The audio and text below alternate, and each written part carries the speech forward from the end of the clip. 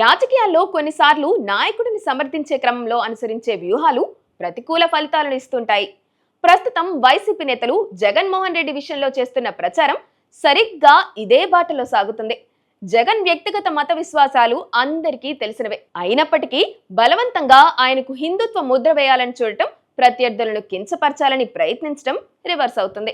ముఖ్యంగా మాజీ మంత్రి రోజా వంటి నేతలు ఉగాది పండుగను సాకుగా తీసుకుని చంద్రబాబు పవన్ కళ్యాణ్లపై చేసిన వ్యాఖ్యలు ఆ పార్టీకే కొత్త చిక్కులు తెచ్చిపెడుతున్నాయి.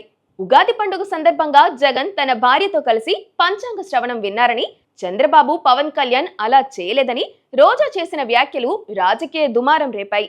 ఒక వ్యక్తి పండుగను ఎలా జరుపుకోవాలనేది వారి వ్యక్తిగత విషయమని సామాన్యులు భావిస్తుండగా రోజా దీన్ని రాజకీయ అస్త్రంగా మార్చడం వికటించింది. దీనికి కౌంటర్ గా టీడీపీ సానుభూతి పరులు జగన్ గతంలో తిరుమల పర్యటనల సమయంలోనూ డిక్లరేషన్ ఇవ్వని తీరును, బ్రహ్మోత్సవాల సమయంలో భార్య లేకుండానే పట్టు వస్త్రాలు సమర్పించిన సందర్భాలను సాక్ష్యాలతో సహా సోషల్ మీడియాలో బయట పెడుతున్నారు.